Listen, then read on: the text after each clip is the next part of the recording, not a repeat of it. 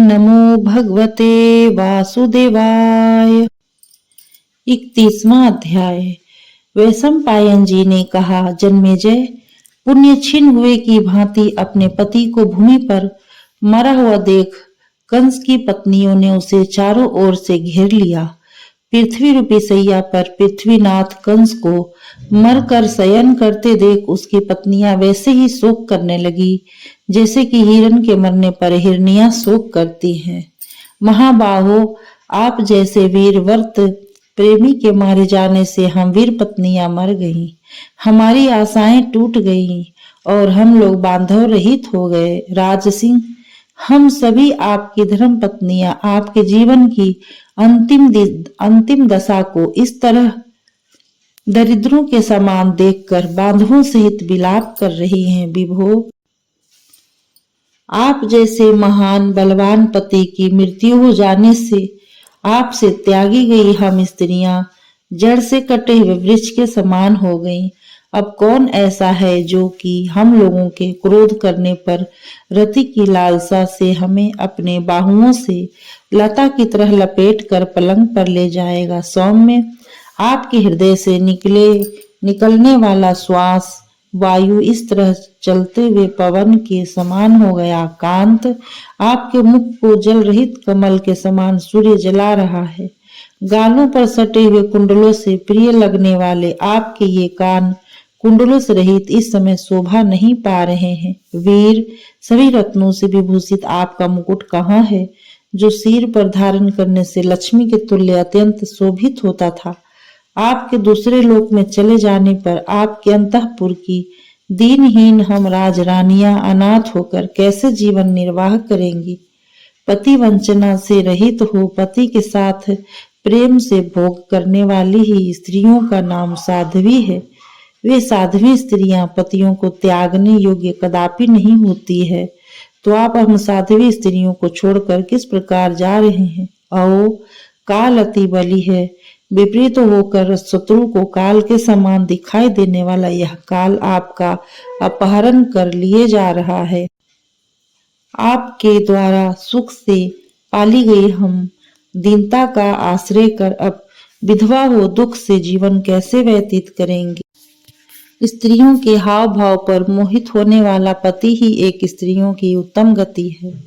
क्यों यमराज ने हमारे गति को काट दिया, क्योंकि आप ही हमारी गति थे। हम लोग विधवा हो शोक से संतप्त रुदन रूपी सरोवर में डूबी हुई आपके बिना कहाँ जावे। जब हम आपकी गोद में क्रीड़ा करती थी वह समय अब चला गया। क्षण मात्र में ही हम आपसे रहित हो गई। यह मनुष्य जीवन का आमोद प्रमोद अनित्य है। मानद आपकी मृत्यु से हम सब बलहीन हो गए हूँ। हम सभी ने एक ही प्रकार का पाप किया था, इसलिए एक ही साथ विधवा हो गई। रति को प्रिय समझने वाली हम लोग आपके द्वारा स्वर्ग के सुखों से पालित थी तथा काम के वशीभूत हो आप में आसक्त थी। तो भी आप हमें छोड़कर कहाँ चले गए। देवतुल्य, हम अनाथों के आप ही नाथ थे। मानद, कुररी पक्षी की तरह विलाप करने वाली अपनी इन धर्म पत्नियों को कुछ उत्तर देने की कृपा करें। हम आपकी सभी स्त्रियां दुखी हैं। इस तरह आपके मर जाने से आपके बांधवों का बल भी शांत हो जाएगा। महाभाग, आपका जाना हमें बड़ा दुखद प्रतीत हो रहा है। कांत, इससे निश्चय होता है कि दूसरे लोक में हम स्त्रियों से भी प्रिय आपकी श्रेष्ठ स्त्रियां हैं, जिनसे मिलने के लिए हम आत्मीय जनों को घर में छोड़कर आप प्रस्थान कर रहे हैं। अधिक सुख देने वाले वीर, ऐसा कौन कारण है कि हम स्त्रियों के इस प्रकार विलाप करने पर भी आप मोह से नहीं जाग रहे हैं। अहो, पुरुषों की मरण यात्रा दया रहित होती है। वे अपनी पत्नियों से भी निरपेक्ष उन्हें त्याग कर चले ही जाते हैं। स्त्रियों का विवाह न हो बल्कि यही श्रेष्ठ है, किंतु सूरवीर पति का होना अच्छा नहीं है। सूरवीर पति स्वर्ग की स्त्रियों को प्यारे होते हैं और सूरवीर पतियों को स्वर्ग की स्त्रियां प्यारी होती है। युद्ध को प्रिय समझने वाले आपको जो छिपे रूप से ले जाता होती है, हुआ यमराज हम सभी स्त्रियों की अंतरात्मा पर प्रहार कर रहा है। समर में आपने जरासंध को जीत लिया तथा यक्षों को भी मार डाला था। फिर इस भूमि पर केवल एक मनुष्य से कैसे मारे गए? आप इंद्र के साथ बाणों के द्वारा संग्राम करके भी देवताओं द्वारा नहीं जीते गए, तो आप बालक द्वारा कैसे मार डाले गए? नहीं क्षुभित होने वाले सागर को आपने बाणों की वर्षा द्वारा क्षुभित कर वरुण को जीत उसके समस्त रत्नों का हरण कर लिया था। इंद्र के कम वर्षा करने पर आपने बाणों से बादलों को जीतकर बलपूर्वक वर्षा करवाई थी। आपके प्रताप से सभी राजे मस्तक झुकाते थे और वे श्रेष्ठ मूल्य के रत्न तथा वस्त्र आदि भेजा करते थे। शत्रुओं के द्वारा महाबली देवता के सदृश देखे गए आपके ऊपर इस प्रकार के प्राण का अंत कर देने वाला घोर संकट किस प्रकार आ गया? आपके मरने के बाद हम लोगों ने विधवा की संज्ञा ग्रहण कर ली।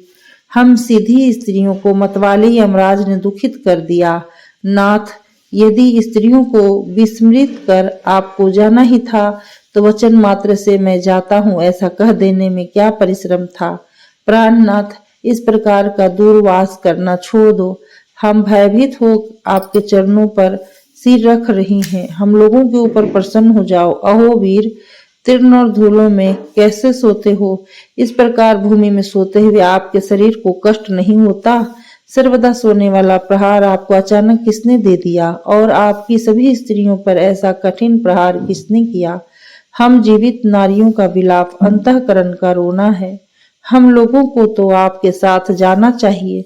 हम सभी क्यों रो रही हैं? इस मध्य में कंस की माता अत्यंत विलाप करती व कांपती लड़खड़ाती, हमारा पुत्र कहाँ है, हमारा वत्स कहाँ है, कहती हुई आई। अपने पुत्र कंस को प्रभाहीन चंद्रमा की भांति मरा हुआ देखकर माता का हृदय विदीर्ण हो गया और वह चक्कर खाकर बार बार गिरने लगी। पुत्र को इस दशा में देखकर हाय मैं मर गई ऐसा कहती वह बांधवों की भांति दुखित हो चिल्ला चिल्ला कर रुदन करने लगी। पुत्र से प्रेम करने वाली उस माता ने उसके दीन मुख को गोद में लेकर हाय पुत्र ऐसी करुण वाणी से विलाप किया। सूरवीरों के व्रत को धारण करने वाले और अपनी जातियों के आनंद की वृद्धि करने वाले पुत्र, क्यों इतनी जल्दी चले गए? तुम सोने के स्थान को छोड़कर ऐसे खुले स्थान पर क्यों शयन कर रहे हो? तुम्हारे जैसे राजकीय लक्षणों से युक्त पुरुष ऐसे स्थान पर नहीं सोते। तीनों लोकों में सबसे बड़े बलि रावण ने राक्षसों की सभा में यह साधु सम्मत श्लोक का गान किया था। मैं इस प्रकार बल व पराक्रम में बढ़ा हुआ हूँ और देवताओं का वध करने में भी समर्थ हूँ। फिर भी मुझे अपने ही भाई विभीषण एवं बंधुओं से अत्यधिक भय लग रहा है। उसी प्रकार से जातियों से प्रेम करने वाले मेरे बुद्धिमान पुत्र पर भी जातियों के द्वारा ही महान शरीरांत कष्ट उत्पन्न हुआ है। बच्चे से विहीन हिरनी की तरह रुदन करती हुई मूर्छित हुए राजा उग्रसेन से उसने कहा, शुद्धात्मन, आइए अपने पुत्र कंस को देखिए जो वीर मृत्यु रूपी सैया पर शयन कर रहा है। अपने इस राजपुत्र को देखो, प्रेत की योनि को प्राप्त हो यमपुर गए हुए इस पुत्र की अंत्येष्टि क्रिया कीजिए। जाकर श्री कृष्ण से कह दो कि हम लोग हार गए हैं। राज्य तो वीरों के द्वारा भोगने योग्य होता है, अतः तुम ही वीर हो, इसे भोगे। साथ ही कंस के अंतिम संस्कार के लिए उससे आज्ञा मांगो। मृत्यु के उपरांत वैमनस्य समाप्त शांत हो जाना चाहिए। कंस मर गया, अब क्या श्री कृष्ण उसको अभी भी अपराधी मानता है? पति उग्रसेन से इस प्रकार कहकर कंस की माता कंस का मुंह देखती हुई अपने केसों को खोलकर अत्यंत विलाप करने लगी। तुम्हारे जैसे सुंदर पति को प्राप्त करके भी अपने मनोरथ को पूर्ण न कर पाने वाली ये तुम्हारी स्त्रियां सुखी जीवन कैसे व्यतीत कर पाएंगी? अब तुम्हारे वृद्ध पिता को सूखते हुए तालाब के समान कैसे देखूंगी? पुत्र, मैं तुम्हारी माता हूँ, तुम हमसे क्यों नहीं बोलते? तुमने अपने प्रियजनों का परित्याग कर लंबे मार्ग को क्यों प्रस्थान कर दिया? अहो वीर, यमराज के पास रहने वाला काल मुझ अभागिन को छोड़कर मुझे सभी प्रकार का सुख देने वाले पुत्र को कहाँ लिए जा रहा है? कुल पालक, दान और मान से अपनाए गए ये तुम्हारे भृत्य तुम्हारे गुणों का स्मरण कर रो रहे हैं। महाबाहो उठो, इन दीन दुखी लोगों की और संपूर्ण नगर के अंतःपुर की जैसे रक्षा करते थे पुनः वैसे ही रक्षा करो। अत्यंत दुखी हो विस्तार से कंस के गुणों का वर्णन करते हुए कंस की माता व उसकी स्त्रियों को रोते रोते संध्या हो गई। इसके साथ ही साथ भानु भी अस्ताचल की ओर चले गए। 32वां अध्याय। वैशंपायन जी ने कहा, जन्मेजय, पुत्र के शोक से दुखी तो हो उग्रसेन श्री कृष्ण के पास गए। उस समय वे इस प्रकार लंबी लंबी श्वास खींच रहे थे जैसे कि उन्होंने विषपान कर लिया हो। उग्रसेन ने देखा कि पिता के गृह में श्री कृष्ण यादवों से घिरे हुए बैठे थे और कंस के निधन से मलिन मुख को हो पश्चाताप की अग्नि में जल रहे थे। कंस की नारियों का अत्यंत करुण रुदन सुनकर वे यादवों की सभा में अपनी आत्मा की निंदा कर रहे थे। अहो, मैंने अत्यंत बाल्यावस्था के क्रोध और दोष से युक्त हो कंस का वध कर हजारों स्त्रियों को विधवा बना दिया। यह स्वाभाविक है कि पुरुषों को स्त्रियों के ऊपर दया आ जाती है, किंतु मैंने दया न कर इनके पति का वध कर दिया। ये सब इस प्रकार दुखी हो रही हैं। इनके इस प्रकार के विलाप को सुनकर यमराज को भी शोक हो सकता है और वह बिना परिचित इन स्त्रियों पर दया कर सकता है। पापाचरण में लगे हुए और सज्जनों को उद्विग्न करने वाले कंस का वध कर देना ही कल्याणकारक है। यह मैं पहले ही से निश्चय कर चुका था। इस संसार में नीच प्रवृत्ति वाले कटुवादी मंद बुद्धियों का इस प्रकार कलेश रहित मरण ही कल्याणकारक होता है। सज्जनों से वैर करने वालों का जीना उचित नहीं है। कंस सज्जनों की बात न मानकर पाप कर रहा था और सब उसे धिक्कारते थे। यह पतित है तो ऐसे पुरुष के जीवन पर क्या दया की जाए। पुण्य का फल है कि तपस्या करने वालों का स्वर्ग में वास होता है और पृथ्वी लोक में भी वे स्वर्ग के समान सुख भोगते हैं। यदि राजा पाप रहित हो जाए तो प्रजा धर्म में रत हो जाती है। जब मनुष्य धर्म करने लगेंगे तो राजाओं की को अनीति छूती तक नहीं है। यमराज दुष्टों के पाप में प्रवृत्त होने पर फल रूप दंड देता है। इसलिए संसार में रहकर धर्म करना चाहिए जिससे परलोक बने। जो मनुष्य धर्म परायण है उनकी देवता भली प्रकार रक्षा करते हैं। पाप करने वाले भी लोक में बहुत हैं। मैंने जो कंस को मारा इसे अच्छा ही समझो। मैंने वेद विरुद्ध कर्म करने वाले कंस का मूल ही काट दिया। अब शोक से दुखी उसकी स्त्रियों को सांत्वना देनी चाहिए तथा समस्त पूर्ववासियों को भी सांत्वना देकर पुरी में शांति स्थापित करनी चाहिए। इस प्रकार श्री कृष्ण के कहते रहने पर पुत्र के पाप से लज्जित नीचे मुख किए राजा उग्रसेन यादवों को साथ लेकर वहां पहुंचे। उन्होंने यादवों की सभा में अश्रु से सनी गदगद दीनता से युक्त वाणी द्वारा कमल नेत्र श्री कृष्ण से कहा, आपने क्रोध से मेरे पुत्र कंस को मार डाला, शत्रु को दक्षिण दिशा में भेज दिया। अब आपकी कीर्ति फैल गई। आपने अपने नाम को पृथ्वी में प्रसिद्ध कर दिया, अपना प्रभाव सज्जनों में स्थापित कर दिया, शत्रुओं को सशंकित कर दिया, यादवों के वंश को पुनः स्थापित कर दिया तथा अपने श्रीहदों को गर्वित कर दिया। सुरवीर राजाओं में अपने प्रताप को प्रकाशित कर दिया। अब आपके मित्र आपकी सेवा करेंगे और समस्त राजा लोग आपका ही आश्रय लेंगे। आपके स्वभाव के अनुकूल रहकर ब्राह्मण गण आपकी स्तुति करेंगे। संधि विग्रह आदि नीतियों के प्रमुख ज्ञाता मंत्री लोग आपको प्रणाम करेंगे। श्री कृष्ण हाथी घोड़े रथ और पदातियों से भरे कंस के अच्छे बल को अब ग्रहण कीजिए। धन धान्य रत्न तथा राजकीय वस्त्रों को ग्रहण कीजिए और अपने रक्षकों को उनकी रक्षा में नियुक्त कीजिए। स्वर्ण सवारियां तथा और भी जो धन गो महिषी आदि है वह सब आपका ही है। श्री कृष्ण इस विग्रह में ऐसा ही योग ब्रह्मा जी के द्वारा विहित था। यदुओं को आनंद देने वाले यदुनंदन, यादवों को इस पृथ्वी पर बसाने वाले शत्रुसूदन आप ही यदुओं की गति और अगति दोनों ही हैं। वीर, हम दोनों के कहे वचनों को सुनिए। आपकी क्रोधाग्नि से जले कंस की अंत्येष्टि क्रिया होनी चाहिए गोविंद, मैं आपकी आज्ञा से इसे करना चाहता हूँ, क्योंकि उसे नरेंद्र कंस की अर्धवर्देहिक क्रिया को करके हम अपने परिवार और पत्नी सहित वन में जाकर मृगों के साथ जीवन व्यतीत करेंगे। श्री कृष्ण, कथन है कि मृतक मनुष्य का प्रेत संस्कार कर देने मात्र से उसके बांधवों का कर्तव्य पूर्ण हो जाता है और फिर वे मृतक के लौकिक ऋण से उत्तीर्ण हो जाते हैं। इसलिए श्री कृष्ण चिता पर कंस का शव रख वेदोक्त विधि द्वारा पश्चिम अग्नि प्रदान कर उसे भस्म करने के पश्चात तिलांजलि देने मात्र से कंस के ऋण से हम लोग उत्तीर्ण हो जाएंगे। श्री कृष्ण, यही आपसे हमें कहना था। अब हमारे ऊपर स्नेह कीजिए और आज्ञा दीजिए।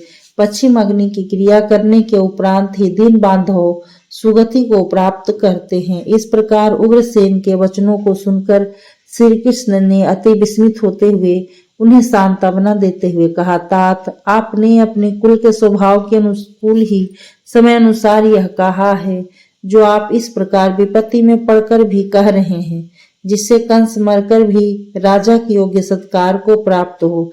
ऐसा क्यों न हो, आपका महान कुल में जन्म हुआ है, आप वेदों के ज्ञाता हैं। तात, होनी नहीं टालने योग्य होती है, ऐसा आप क्यों नहीं समझते? राजन, स्थावर और जंगम सभी प्राणियों के पूर्व जन्म के किए कर्म समय पाकर फल दिया करते हैं। जो शास्त्रज्ञ है, धनी है, दाता है, देखने में दिव्य स्वरूप वाले हैं, ब्रह्मावादी हैं, नीतिज्ञ हैं और दीन अनाथों पर अनुग्रह करने वाले हैं, वे लोकपालों के समान बलि एवं इंद्र के सदृश महान पराक्रमी राजा होते हैं। उन्हें भी तात यमराज ले जाता है। धार्मिक सभी प्रकार की बातों को जानने वाले, प्रजा पालन में तत्पर, क्षत्रिय धर्म से युक्त उदार राजे भी काल के वशीभूत होकर मृत्यु को प्राप्त हो जाते हैं। स्वयं अपनी आत्मा से किए शुभ या अशुभ कर्मों का फल समय आ जाने पर सभी शरीरधारियों को प्राप्त होता है। यही देखा जाता है। देवताओं के द्वारा भी कठिनता से जानने योग्य यह गुप्त ईश्वरीय विधान है, जिसके द्वारा संपूर्ण जगत मोहित हो रहा है। इसमें कर्म ही कारण है। कंस अपने पूर्व में किए गए कर्मों के कारण ही मारा गया है। मैं इसमें कारण नहीं हूँ, बल्कि काल और कर्म ही कारण है। तात, सूर्य और चंद्रमा सहित सभी स्थावर जंगम काल के वशीभूत होकर मृत्यु को प्राप्त होते हैं तथा पुनः उत्पन्न होते हैं। वह काल ही सबके ऊपर कृपा व दंड विधान करने में तत्पर रहता है। इसलिए समस्त प्राणी काल के वश में है, ऐसा समझना चाहिए। नराधिप, तुम्हारा पुत्र अपने दोष से ही दग्ध हुआ है। मैं उसमें कारण नहीं हूँ, उसमें काल कारण है, क्योंकि काल कर्मों के अनुसार फल देने वाला है। इसमें कारण क्या करेगा? राजन, काल बड़ा बलवान है और उसकी मोक्ष रूपी गति बड़ी कठिनता से जानने योग्य है। लोक परलोक के विशेषज्ञ समदर्शी लोग ही मोक्ष रूपी गति को प्राप्त करते हैं। काल की देख रेख में ही संपूर्ण जगत है, जो काल कर्म के द्वारा शासन करता आ रहा है। यही काल की गति है। तात, अब जो मैं कहता हूँ वही कीजिए। मुझे इस राज्य से कोई प्रयोजन नहीं है, न मैं राजा बनना चाहता हूँ और न ही मैंने राज्य के लोभ में पड़कर कंस को मारा है, किंतु संसार के हित के लिए और कृति के लिए मैंने आपके कुल कलंक स्वरूप पुत्र को उसके भाइयों सहित मारा है। मैं तो वही गोपों के साथ गौओं के बीच प्रसन्नचित्त होकर स्वच्छंद हाथी के समान भ्रमण करता हूँ। मैं यह सत्य सैकड़ों बार कह रहा हूँ। मुझे राजा बनने का कोई प्रयोजन नहीं है। मेरा यह कहा आप कीजिए। आप हमारे मान्य हैं। आप राजा हैं और यदियों में भी श्रेष्ठ हैं, सभी प्रकार से समर्थ हैं। अतः निर्भसत्तम अपनी विजय के लिए अपने राज्य सिंहासन पर अपना राज्याभिषेक करावें। यदि आपको मेरा प्रिय करना हो और आपको कोई कष्ट न हो, तो मेरे द्वारा जीते हुए राज्य को चिरकाल के लिए ग्रहण कीजिए। वैशंपायन जी ने कहा। यह सुनकर उग्रसेन ने कुछ उत्तर नहीं दिया। उन्होंने लज्जा से नीचे मुख कर लिया।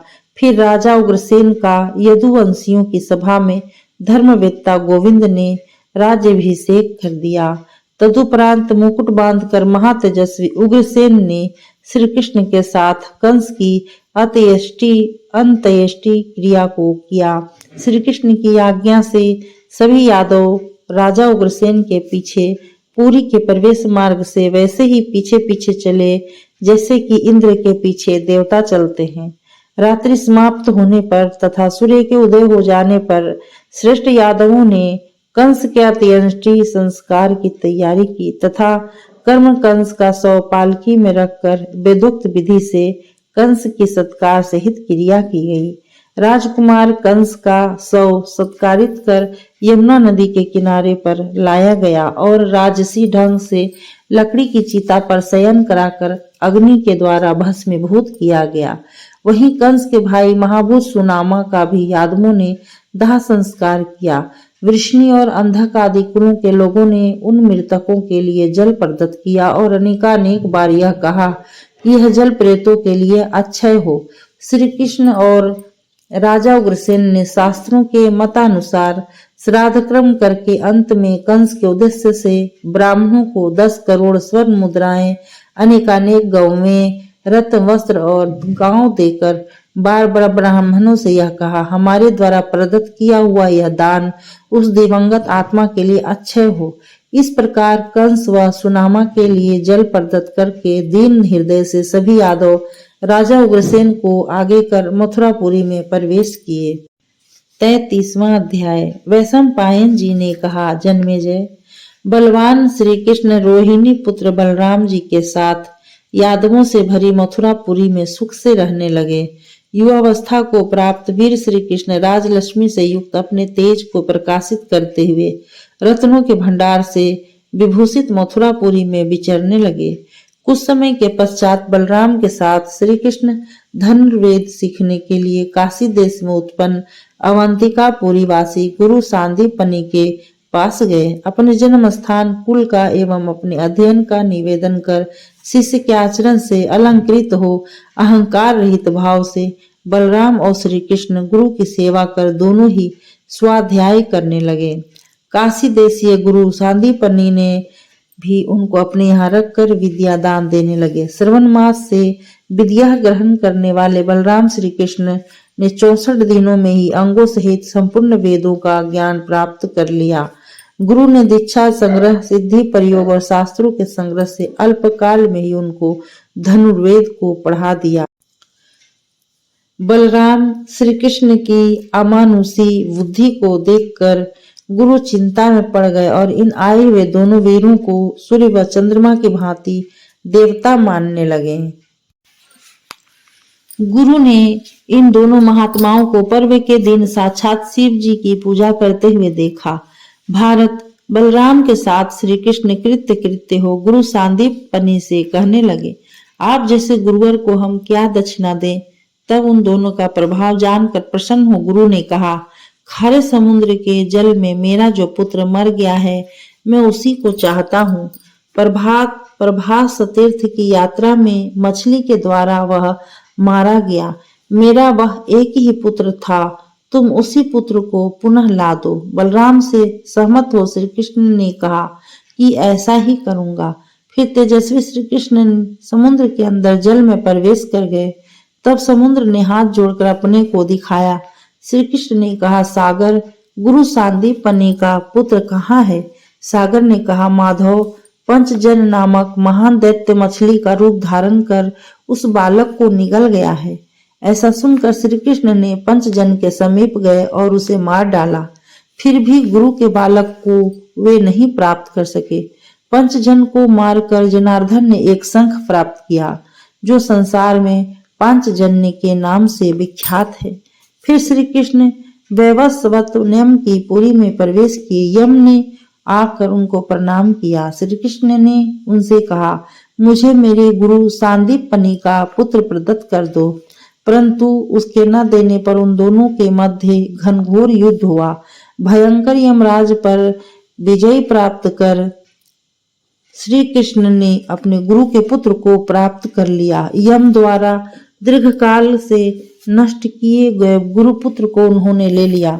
वह सांदीपनि का पुत्र अमित तेजस्वी श्री कृष्ण के प्रभाव से दीर्घ काल से मृतक होने पर भी उसने पूर्वत शरीर धारण कर जीवित हो उठा, न करने योग्य जो कभी सोची नहीं जा सकती। इस प्रकार की अद्भुत घटना को देखकर समस्त प्राणी विस्मित हो गए।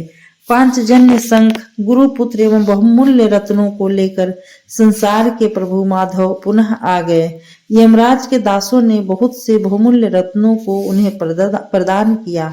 उन सभी रत्नों को लाकर श्री कृष्ण ने गुरु को समर्पित कर दिया। गदा और परीघ के युद्धों में तथा सभी प्रकार के अस्त्रों में शीघ्र ही प्रमुखता प्राप्त कर ली। वे संपूर्ण संसार के धनुर्धरों में सर्वश्रेष्ठ माने जाने लगे। प्रसन्नचित्त उदार बुद्धि से युक्त श्री कृष्ण ने रत्नों सहित उसी अवस्था और रूप वाला पुत्र गुरु सांदीपनि को दे दिया जैसा कि उनका पुत्र पहले नष्ट हुआ था। राजन, चिरकाल से विनष्ट हुए पुत्र को प्राप्त कर बलराम श्री कृष्ण का पूजन करते हुए गुरु सांदीपनि प्रसन्न हो गए। सुंदर ब्रह्मचर्य धारण करने वाले वसुदेव के दोनों वीर पुत्र अस्त्र विद्या के पूर्ण रूपेण प्राप्त कर गुरु को प्रणाम कर मथुरा नगरी में लौट आए। राजा उग्रसेन मंत्री और पुरोहितों के साथ आबाल वृद्ध आदमों तथा मथुरा वासियों को कतारबद्ध कर उनकी अगवानी के लिए गए और श्री कृष्ण की प्रार्थना की। भेरी और नगाड़े आदि बाजे बज रहे थे। गलियां पताका और मालाओं से सजाई गई थी जो चारों ओर से सुंदर लग रही थी। सभी अंतःपुर प्रसन्नता से शोभित होने लगे। गोविंद के आगमन पर इंद्र यज्ञ के सदृश उत्सव मनाया गया। गायक प्रसन्न हो राजमार्गों पर गाने लगे और यादवों की प्रियकारिणी प्रसिद्ध गाथाएं गाई गई। यादवों के बालक कहने लगे कि जगत में प्रसिद्ध बलराम और श्री कृष्ण दोनों भाई इस यशपुरी में आ गए हैं। अब बंधु बांधवों के साथ निर्भय होकर क्रीड़ा करो। राजन, मथुरापुरी में जनार्दन के आने पर वहां कोई दीन मलिन और दुखी नहीं रह गया। पक्षी मंगलकारी बोलियां बोलने लगे। गवे, घोड़े व हाथी प्रसन्न हो गए और स्त्री पुरुषों के समूह हृदय से सुखी हो गए। कल्याणकारी वायु बहने लगा। दिशाएं रज से रहित हो गई और सभी मंदिरों में देवता प्रसन्न हो गए। जो लक्षण पहले सतयुग के थे वे सभी श्री कृष्ण के आने पर मथुरा में दिखाई पड़ने लगे। ऐसे कल्याणदायक समय में अरिमर्दन गोविंद ने अश्वों से जुते रथ में बैठ मथुरापुरी में प्रवेश किया। उनके मथुरापुरी में प्रवेश करते समय उनके पीछे वैसे ही यादव चल रहे थे जैसे कि इंद्र के पीछे देवता चलते हैं। प्रसन्न मुख वाले बलराम श्री कृष्ण वसुदेव के भवन में चले गए। परम तेजस्वी इंद्र के सदृश रूप वाले वे दोनों भाई अपने आयुधों को गृह में रख कर इच्छानुसार भ्रमण करने लगे।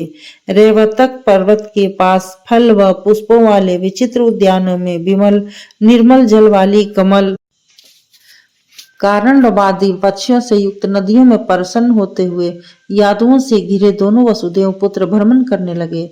सुंदर मुख वाले बलराम श्री कृष्ण की तरह के निर्माण करने वाले राजा उग्रसेन के अनुगामी होकर कुछ समय तक मथुरापुरी में प्रसन्नता से निवास किए।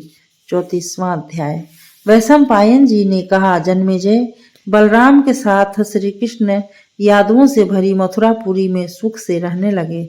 श्री कृष्ण उस समय युवावस्था को प्राप्त राजलक्ष्मी से युक्त हो रत्नों की खानों से विभूषित मथुरा में प्रेम पूर्वक भ्रमण कर रहे थे। इस प्रकार कुछ ही समय के पश्चात मगध नरेश ने अपनी कन्याओं द्वारा कंस का मारा जाना सुनकर शीघ्र ही उस प्रतापी जरासंध ने 6 अंगों रथ, हाथी, घोड़े, पैदल, बिकाऊ अन्न विक्रेता व्यापारी से युक्त अपनी विशाल सेना से मथुरा पर आक्रमण कर दिया। वह कंस के ऋण से उत्तीर्ण होने के लिए क्रोध कर समस्त यादवों का विनाश करना चाहता था। राजन, अस्ति और प्राप्ति नाम की 2 कन्याएं जरासंध की थी। वे मोटे, नितंब और स्तनों वाली थी। उन्हें जरासंध ने कंस को प्रदत्त कर दिया था। वे कंस की दोनों कल्याणमयी पत्नियां थीं।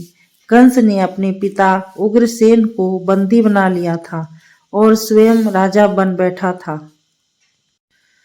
वह अपनी उन दोनों पत्नियों के साथ आनंद पूर्वक रमन करता था। सूरसेन देश का राजा कंस जरासंध का आश्रय लेकर ही आदमों का सदैव अनादर करता था। राजन, तुमने सुना होगा, वसुदेव अपनी जाति के कार्य सिद्धि के लिए उग्रसेन के हित में सदैव तत्पर रहा करते थे और कंस इसको अच्छा नहीं समझता था। कंस के मारे जाने पर बलराम श्री कृष्ण का आश्रय लेकर भोज, वृष्णि तथा अंधक वंशियों से घिरे उग्रसेन पुनः राजा बने। जरासंध अपनी प्रिय पुत्रियों से समस्त वृत्तांत श्रवण कर लड़ने का सभी उद्योग कर क्रोधाग्नि से जलता हुआ मथुरा पर चढ़ाया। जरासंध के प्रताप से राजा लोग नतमस्तक रहते थे।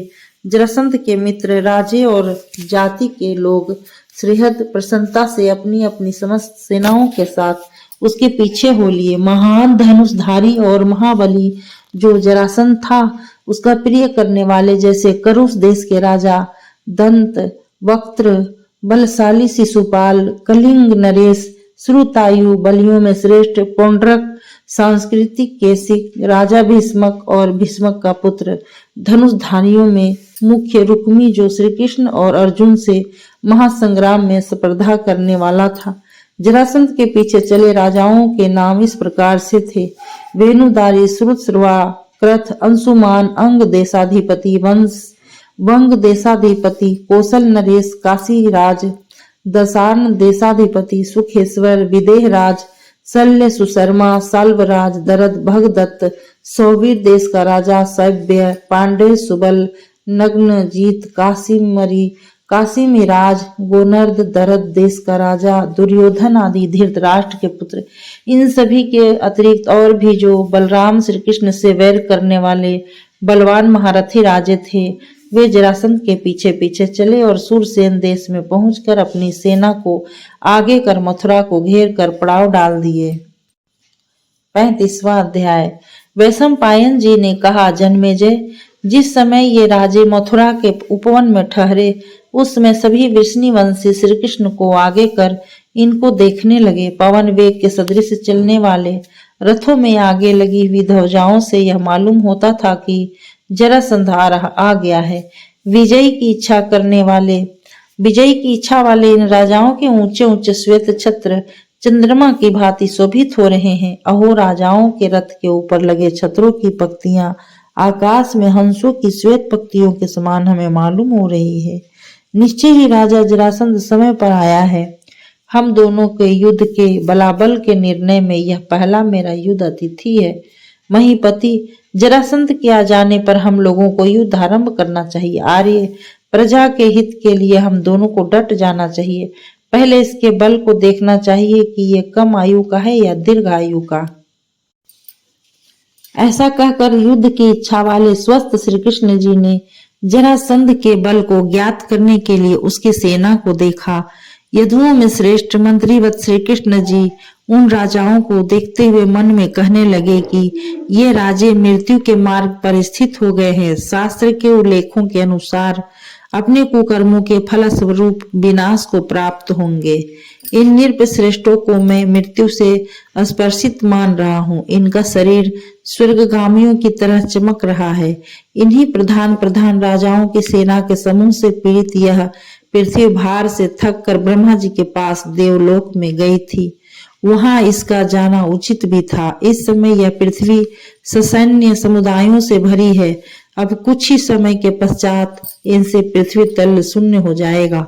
सैकड़ों राजाओं का वध होगा। वैशंपायन जी ने कहा, जन्मेजय, इसके पश्चात समस्त राजाओं में प्रधान राजा जरासंध क्रुद्ध हो गया। महातेजस्वी जरासंध के पीछे दूर तक फैले हजारों राजे घोड़ों तथा सुंदर रथों पर सजग होकर बैठे हुए चल रहे थे। कहीं कहीं पर संग्राम करने वाले योद्धाओं से युक्त रथ अलग अलग चल रहे थे और स्वर्ण की जंजीरों में बंधे विशाल घंटों से युक्त बादलों के सदृश से हाथी चल रहे थे। उन पर उत्तम महावत तथा चुने हुए रण कुशल योद्धा सज कर बैठे हुए थे। हाथी उछलते तथा गरजते हुए चल रहे थे। मेघ के समान श्याम वर्ण घोड़े पंक्तिबद्ध हो कूदते हुए चल रहे थे। बलियों में श्रेष्ठ पदाती ढाल तलवार लिए आगे बढ़ रहे थे। इस तरह चारों प्रकार की सेना मेघों के समान कंपायमान होती और सर्पों की तरह ऊपर को उठती चल रही थी। इस प्रकार के रण को धारण करने वाला बलवान जरासंध, मेघ के समान शब्द करने वाले रथों, मद युक्त हाथियों, हिनहिनाते घोड़ों तथा उछलते कूदते पैदल सैनिकों के साथ समस्त दिशाओं और उस मथुरापुरी के वनों को शब्दायमान करता हुआ चल रहा था। राजा जरासंध की सेना समुद्र के तुल्य दिखाई पड़ती थी। उसकी सेना राजाओं के प्रसन्न योद्धाओं से भरी सी थी। सेना को उछलने कूदने के शब्द करने तथा वायु के समान रथों के चलने, वेग से घोड़ों के चलने, पदातियों के पक्षी की तरह कूदने से भयंकर शब्द हो रहे थे। जैसे उष्ण काल के बाद समुद्र में मेघ का समूह दिखाई पड़ता है, वैसे ही वह सेना दिखाई पड़ती थी। जरासंध को आगे कर सेना सहित राजाओं ने मथुरापुरी को घेर कर पड़ाव डाल दिया। पड़ाव डाले हुए शिविरों की शोभा वैसे ही थी जैसे कि शुक्ल पक्ष में पूर्णिमा के चंद्रमा से समुद्र की होती है। रात्रि के उपरांत प्रातः काल होने पर युद्ध की इच्छा वाले राजे उठकर मथुरा पर आक्रमण करने के लिए एकत्रित होने लगे।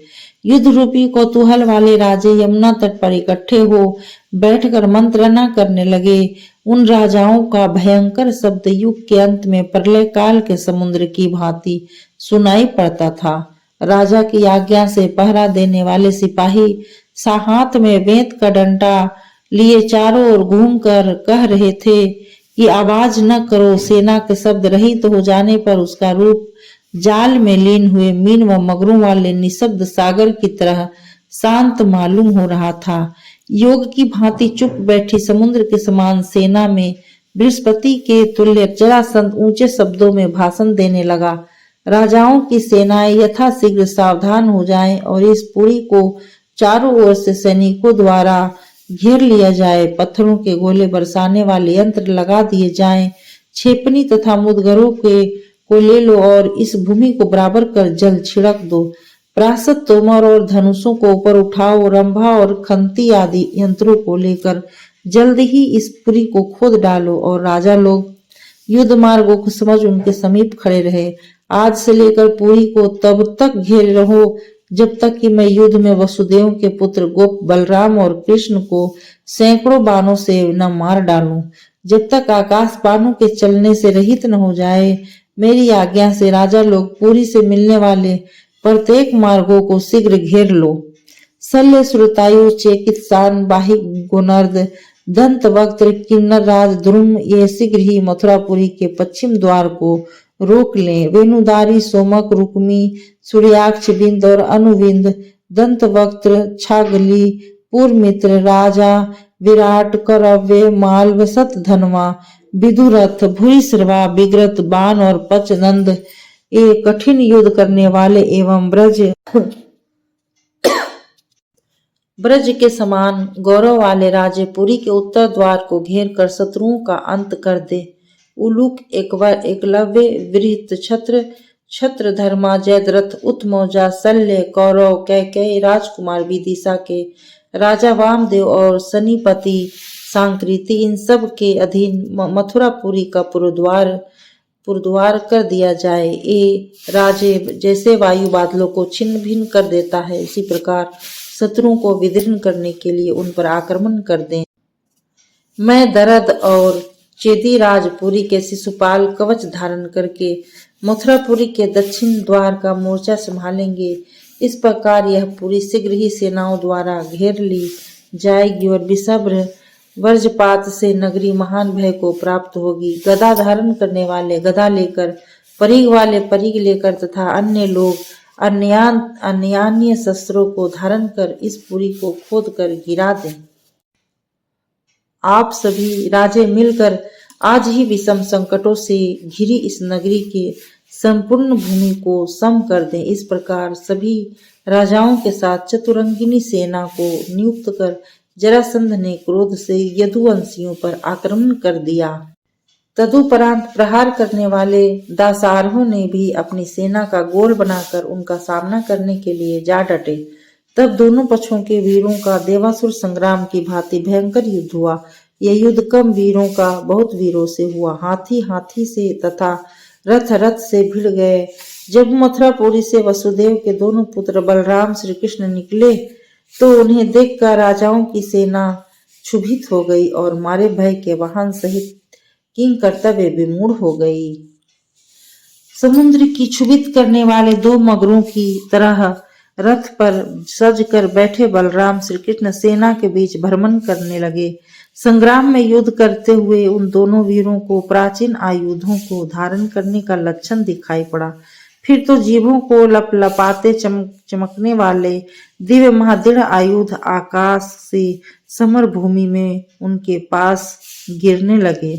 उन आयुधों के पीछे मज्जा मांस खाने वाले उड़े आ रहे थे तथा वे बड़ी मूर्ति धारण करने वाले रक्त के लोलुप राजाओं का मांस भक्षण करने के लिए आ रहे थे। ऐसा प्रतीत होता था कि वे मांस भक्षी भूत प्रेत अनादिकाल से भूखे प्यासे थे।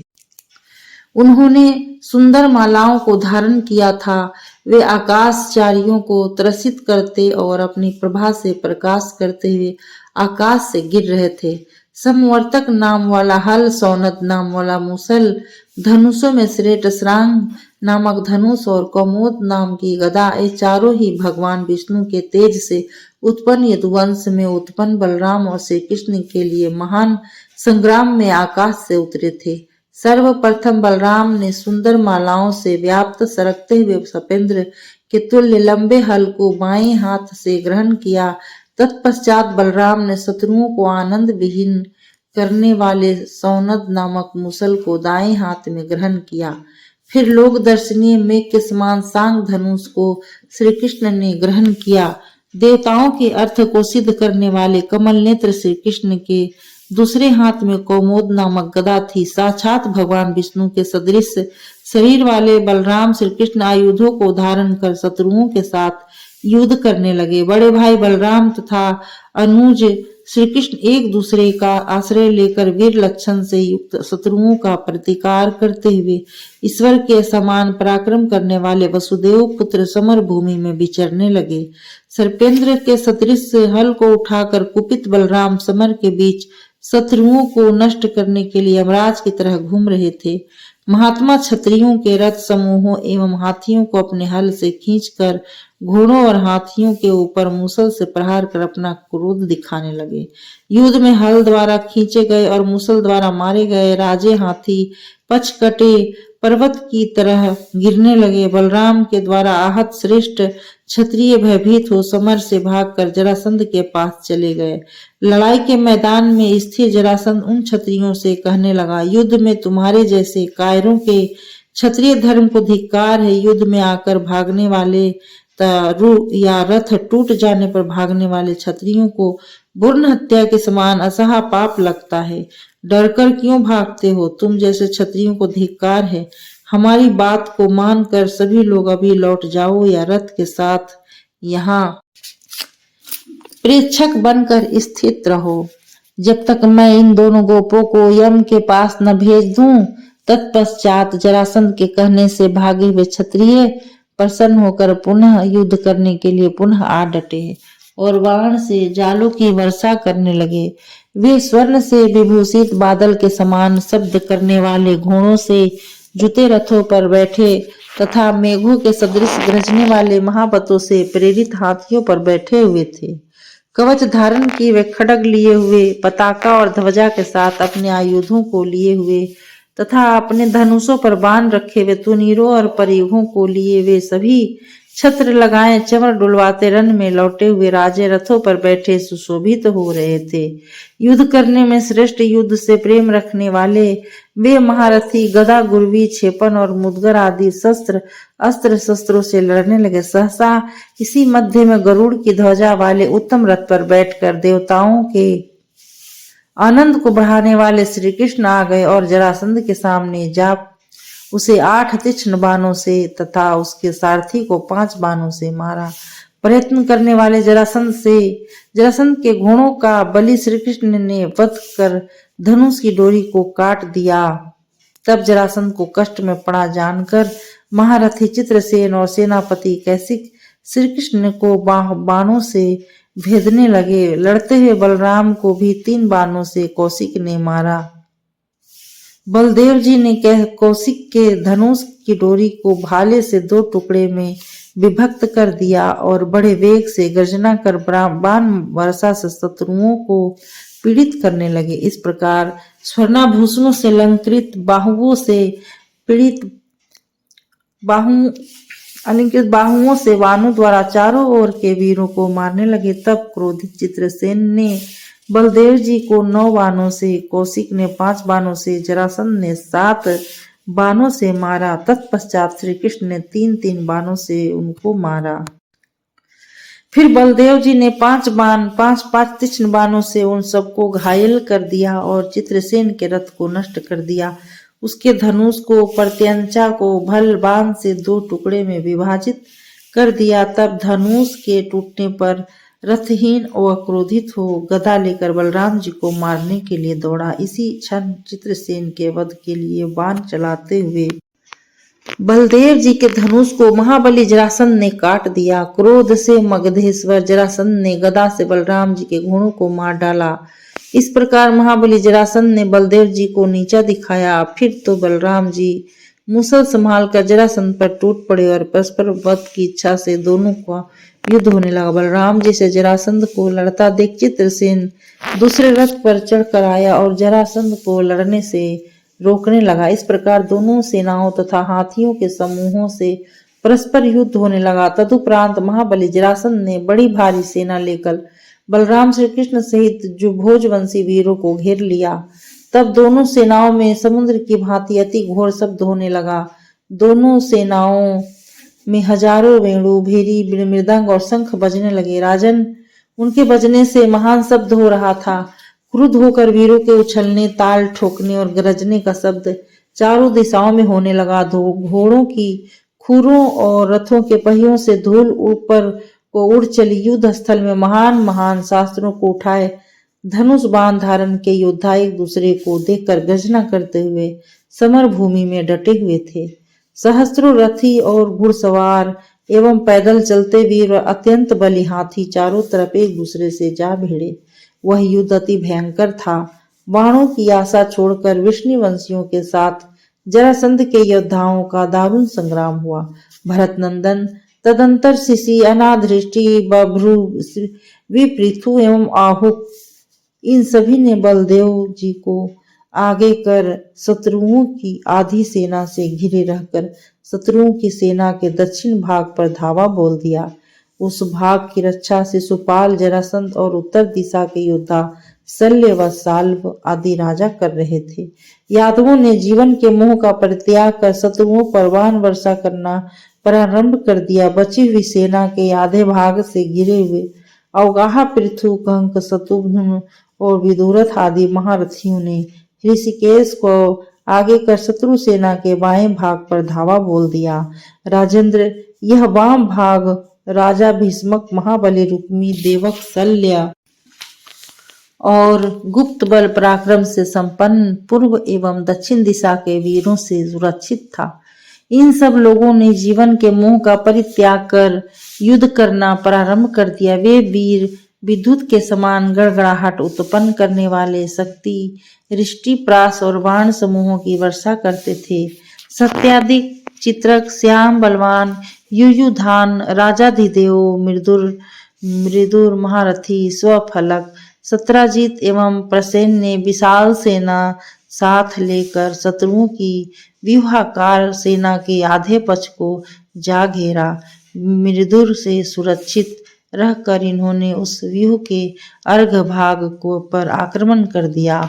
उस समय इनका वेणुधारी आदि अनेकानेक राजाओं के साथ रणभूमि में युद्ध हुआ।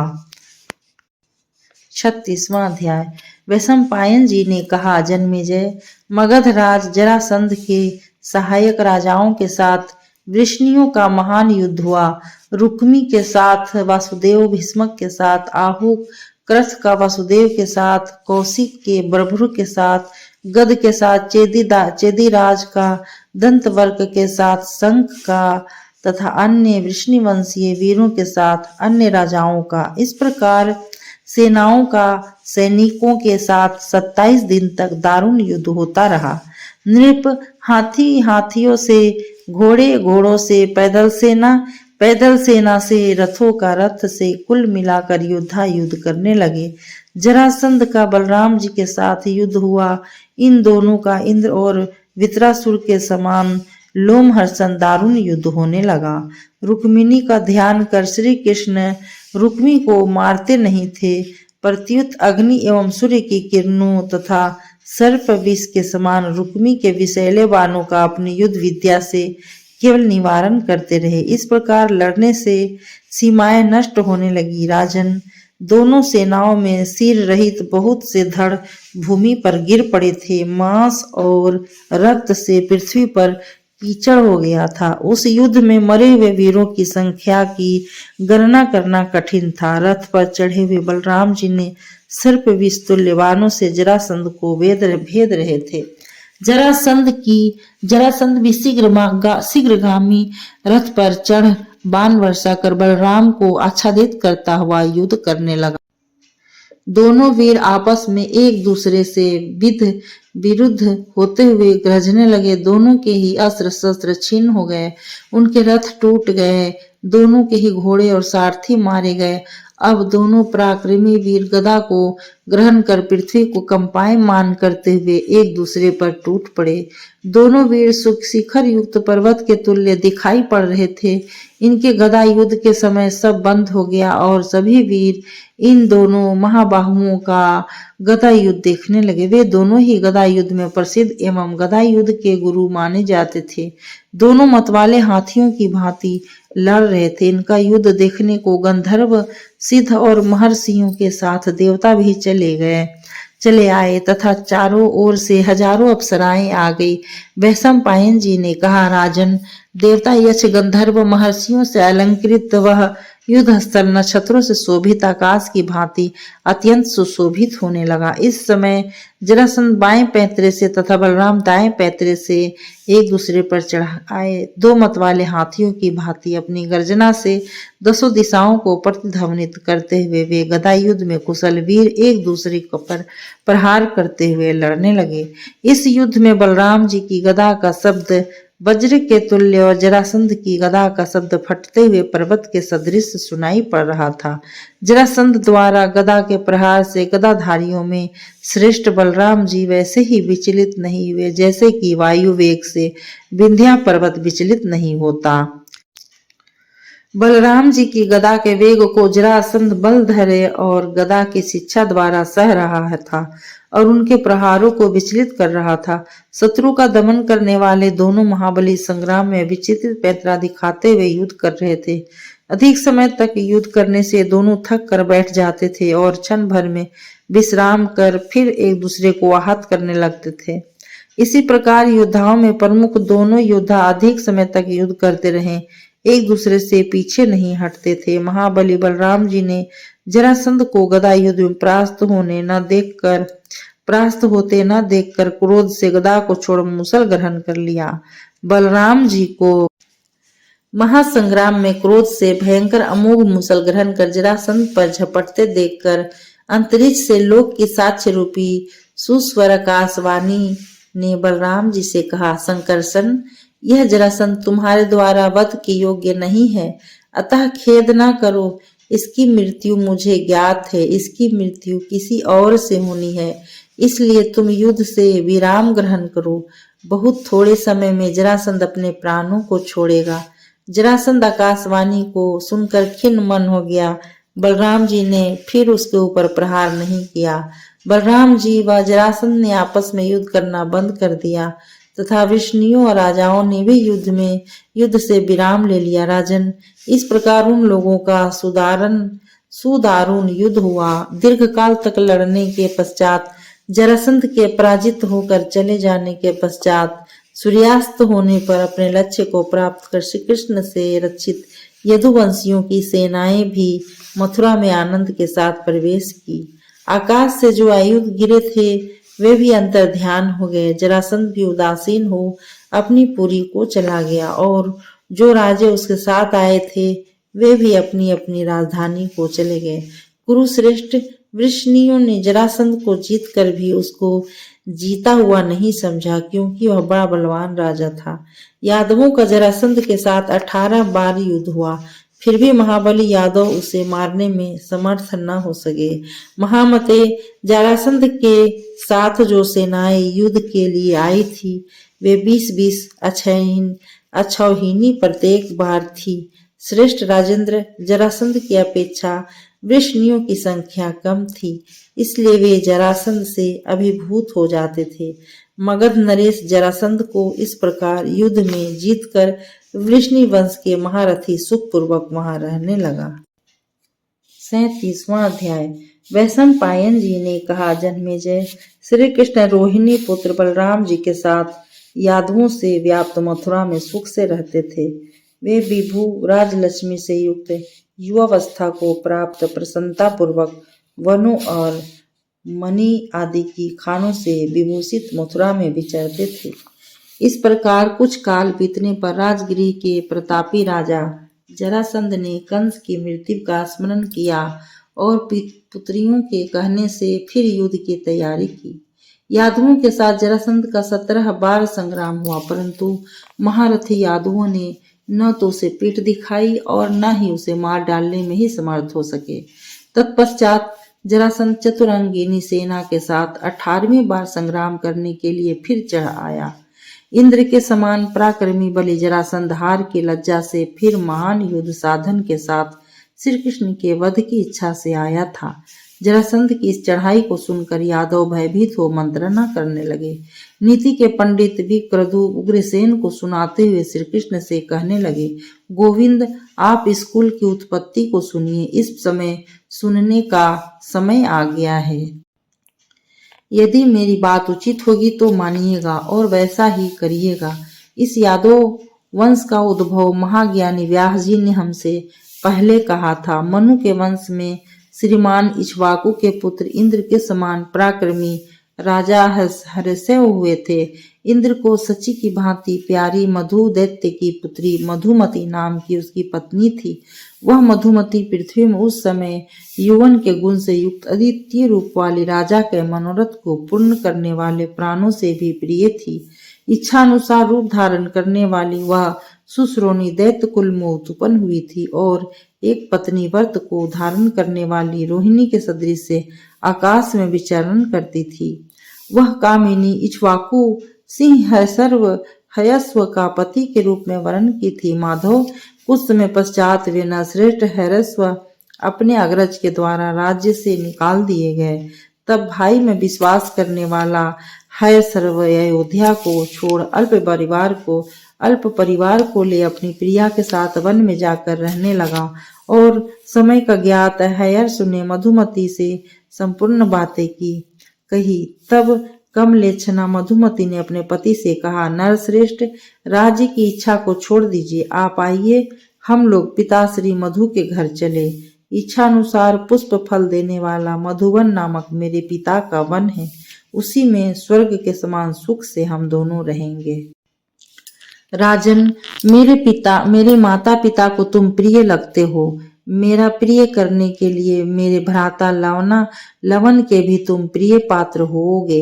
हम लोग वहां राजस्थ राजा को और पटरानी की भांति रहेंगे। हम लोग वहां जाकर वैसे ही सुखी होंगे जैसे कि देवता नंदन वन में जाकर सुखी होते हैं। आपका कल्याण हो।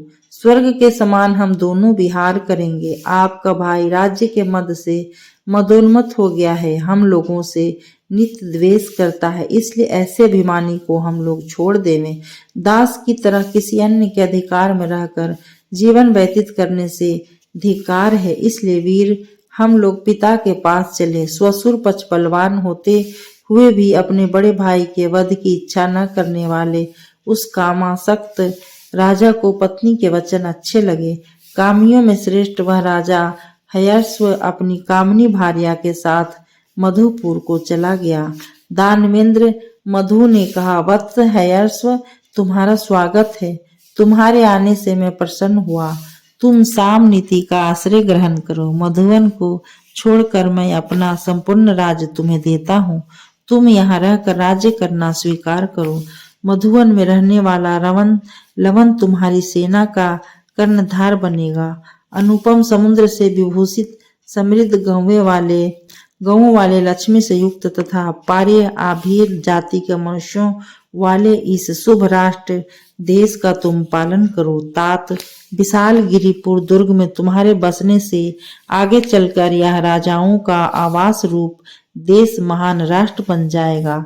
समुद्रांत निकट निष्कंटक यह अनुपम देश अनर्त नाम से तुम्हारा लंबा चौड़ा महान राष्ट्र प्रसिद्ध होगा। मैं इसके भविष्य को इसी प्रकार मान रहा हूँ। समय आने पर ऐसा ही होगा। तुम उत्तम राजाओं के धर्म का पालन करो। तुम्हारा ययाति वंश यादव वंश में विलीन हो जाएगा और तुम्हारे बाद का वंश सोमवंश यादव वंश में विलीन हो जाएगा और तुम्हारे बाद का वंश सोमवंश कहलाने लगेगा। यह निश्चित है। यह जो मेरा उत्तम देश रूप है विभव है, इसे तुम प्रदत्त कर तप करने के लिए मैं लवन समुद्र को जाता हूँ। अपने वंश की वृद्धि के लिए लवन से सहायता लेकर इस संपूर्ण उत्तम देश का पालन करो। बहुत अच्छा कहकर हयस्व ने ससुर के राज्य को ग्रहण कर लिया। मधु दैत्य भी तप के लिए वरुणाचल को चला गया। महातेजस्वी हयस्व ने दिव्य उत्तम गिरिपुर में रहने के लिए स्वर्ग की भांति पुर को बसाया। उस राष्ट्र का नाम अनर्त हुआ और थोड़े समय में ही राजाओं गौों से युक्त समृद्धि को प्राप्त हो वह सुंदर राष्ट्र बन गया। वह अनुपम देश धन जल लक्ष्मी एवं वनों से विभूषित हो गया। वहां धान्यों की फसलों से खेत भर गए और चार दीवारियों से एवं ग्रामों से वह देश व्याप्त हो गया। प्रजाओं के आनंद तथा राष्ट्र को बढ़ाने वाला राजा हर्यस्व यशस्वी राजधर्म के द्वारा लंबे चौड़े उस राष्ट्र का शासन करने लगा। है सर्व के अच्छे आचरण के कारण वह राष्ट्र उत्तम राष्ट्रों में गिना जाने लगा और निरंतर उन्नति करने लगा। राज्य पर स्थित होकर राज्योचित व्यवहार से सुशोभित होने वाले उस राजा हर्यस्व ने सदाचार एवं उत्तम नीति से अपने कुल के लिए उचित लक्ष्मी प्राप्त कर ली। पुत्र की कामना वाले बुद्धिमान उसी सदाचारी राजा को महायशस्वी यदु नामक पुत्र मधुमती से उत्पन्न हुआ। अति तेजस्वी यदु का स्वर दुदुम्भी निनाद के तुल्य गंभीर था। वह राजोचित लक्षणों से युक्त होकर समय अनुसार दिनों दिन बढ़ने लगे।